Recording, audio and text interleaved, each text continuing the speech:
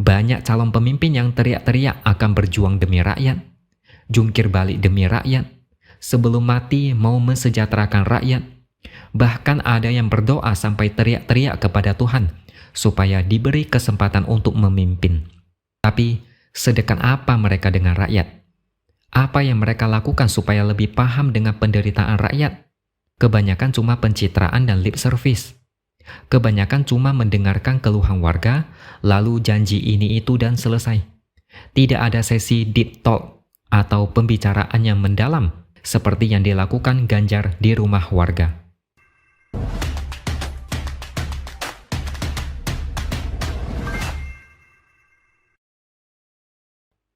Halo, bertemu lagi dengan saya, X Hardy di Opini Seaworld. Saya mulai dengan satu pertanyaan sederhana yang gampang dijawab. Dari ketiga capres, yaitu Anies, Prabowo, dan Gibran, siapa yang paling bisa memahami persoalan rakyat? Untuk menjawab pertanyaan ini, ada dua hal yang perlu diperhatikan. Yang pertama, apakah pemimpin itu pernah merasakan masa sulit semasa hidupnya? Yang kedua, apakah pernah benar-benar dekat dengan rakyat untuk mencari tahu persoalan yang mereka hadapi? Mari saya ceritakan sedikit kisah hidup Ganjar. Dia bukan lahir dari keluarga kaya dan terpandang. Jadi jangan bandingkan Ganjar dengan Anies, apalagi Prabowo. Masa lalu mereka tidak ada apa-apanya dibandingkan Ganjar. Ganjar lahir di keluarga miskin. Sudah miskin, banyak utang pula. Ganjar adalah anak kelima dari 6 bersaudara. Waktu itu orang tua Ganjar membiayai pendidikan mereka dari hasil menjual bensin eceran.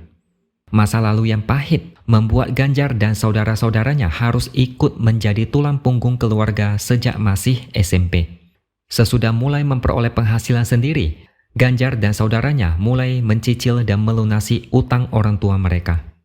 Begitu juga saat kuliah, setiap bulannya mereka menyisihkan 50.000 untuk membayar utang itu.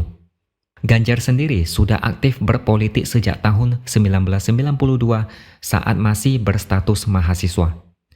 Karir politiknya dimulai saat masuk partai PDIP. Saat itu namanya masih PDI. Suatu hari, Megawati memerintahkan Ganjar untuk maju sebagai caleg. Ganjar saat itu terkejut, deg-degan, karena popularitas dia saat itu cuma 3%. Apakah bisa menang? Begitulah pemikiran dia saat itu. Tapi dia tetap maju dan menang. Pelan-pelan karir politiknya terus menanjak. Naik jadi gubernur Jawa Tengah dan sekarang menjadi calon presiden. Ada satu hal yang spesial dari Ganjar yang mungkin tidak akan pernah bisa ditiru oleh capres manapun. Ganjar ternyata punya kebiasaan menginap di rumah warga. Tidak banyak yang bisa melakukan apa yang dilakukan Ganjar. Biasanya pejabat publik lebih memilih tinggal di penginapan yang nyaman dengan hembusan AC yang sejuk. Ini bukan pencitraan dari Ganjar. Ini bukan sesuatu yang dilakukan 1-2 kali, tapi sudah dia lakukan sejak menjadi anggota DPR, berlanjut hingga jadi gubernur. Kalau ini cuma gimmick politik, Ganjar tidak akan bisa tahan sampai 20 tahun. Pencitraan itu cuma sementara, munculnya musiman. Tapi Ganjar nginap di rumah warga sudah jadi semacam tradisi. Kalau cuma pencitraan atau cuma pura-pura, mana mungkin Ganjar lakukan ini selama hampir 20 tahun. Orang yang pura-pura tidak bisa melakukan sesuatu dalam waktu lama. Awalnya mungkin bisa, tapi lama-lama bakal ketahuan dari sikap, body language, dan ekspresi wajah. Semua itu tidak bisa bohong. Tulus atau tidak, semua itu akan terbongkar dengan cepat. Tidak perlu sampai 20 tahun. Wajar kalau Ganjar bisa melakukannya karena masa lalunya memang pahit. Dia sudah terbiasa hidup susah sejak kecil. Harus bekerja keras untuk melunasi utang. Tidak bisa hidup enak seperti anak-anak lain yang bisa main-main tanpa beban pikiran.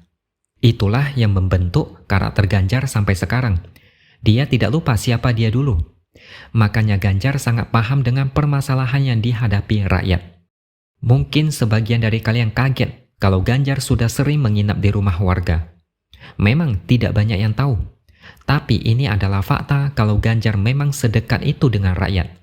Jokowi pun tidak pernah seperti ini. Atau coba ingat-ingat, ada nggak pemimpin yang berkunjung ke suatu tempat dan menginap di rumah warga? Setahu saya tidak ada. Kalau ada pun paling cuma sekali dua kali, bukan puluhan tahun. Saya juga sempat kaget dengan informasi ini. Tapi inilah yang disebut dengan dekat dengan rakyat dalam arti yang sesungguhnya. Bukan cuma dekat-dekat, salaman, pelukan, cipika-cipiki, dada-dada, pamit dan selesai. Sebenarnya Ganjar melakukan ini karena memang ada tujuannya. Tujuan utamanya adalah menyerap aspirasi dan mendengarkan keluh kesah warga. Warga yang punya masalah dipersilahkan menyampaikan keluhannya. Semua aspirasi dan keluhan ditampung, kemudian dicarikan solusinya lewat berbagai kebijakan. Bagi Ganjar, ini adalah cara paling jitu dan ampuh untuk mengetahui akar permasalahan. Bukan cuma itu saja, dengan menginap di rumah warga, Ganjar bisa merasakan apa yang dirasakan warga. Dia lebih bisa merasakan kesulitan di lingkungan dia menginap. Apa yang dirasakan warga, dia rasakan langsung, bukan mendengar dari kata orang atau pejabat lain. Makanya kita bisa melihat hasil kerja Ganjar yang langsung to the point. Misalnya, program rumah gratis untuk warga miskin, program renovasi rumah tidak layak, embung, sekolah gratis, dan banyak lagi. Coba kalian pikir, apa bisa Prabowo dan Anies meniru apa yang dilakukan Ganjar? 100% tidak akan bisa. Kita lihat Anies saat menjadi gubernur DKI. Di awal-awal menjabat sudah kelihatan kalau dia tidak berani berhadapan dengan keluhan dari masyarakat. Buktinya balai kota yang dulu dibuka Ahok untuk menerima laporan warga, malah dia tutup dengan alasan cukup laporkan ke kelurahan atau entah di mana. Anies tidak mampu melakukan itu karena memang tidak bisa kerja. Apalagi Prabowo. Keluarganya bukan keluarga sembarangan. Prabowo berasal dari keluarga ningrat. Kakeknya adalah pendiri Bank BNI. Coba deh tantang dia untuk menginap di rumah warga. Tidak sampai 1 minggu mungkin sudah menyerah. Memang ini tidak bisa jadi syarat pemimpin yang dekat dengan rakyat. Tapi dekat dengan rakyat adalah salah satu cara menyelesaikan permasalahan yang dialami mereka. Hanya Ganjar yang bisa berjarak sangat dekat dengan mereka, yaitu menginap di rumah warga. Banyak calon pemimpin yang teriak-teriak akan berjuang demi rakyat, jungkir balik demi rakyat, sebelum mati mau mensejahterakan rakyat. Bahkan ada yang berdoa sampai teriak-teriak kepada Tuhan, supaya diberi kesempatan untuk memimpin. Tapi, sedekat apa mereka dengan rakyat? Apa yang mereka lakukan supaya lebih paham dengan penderitaan rakyat? Kebanyakan cuma pencitraan dan lip service. Kebanyakan cuma mendengarkan keluhan warga, lalu janji ini itu dan selesai. Tidak ada sesi deep talk atau pembicaraan yang mendalam seperti yang dilakukan Ganjar di rumah warga. Saya kasih analogi. Misalnya kalian jadi pasien rumah sakit, kira-kira lebih suka dokter yang mana? Dokter yang datang sebentar, periksa kondisi kesehatan kalian, bertanya sekilas apa ada keluhan, lalu meminta perawat melakukan ini itu dan kemudian pergi memeriksa pasien lain. Atau dokter yang duduk di samping kalian, menanyakan keluhan dengan detail, mendengarkan sampai kalian puas, menjelaskan dengan detail penyakit yang kalian alami, dan mengatakan agar jangan khawatir karena dia akan memastikan kalian sembuh. Dokter mana yang lebih efektif dan kalian sukai? Sudah pasti dokter yang kedua. Itu saja sih menurut saya.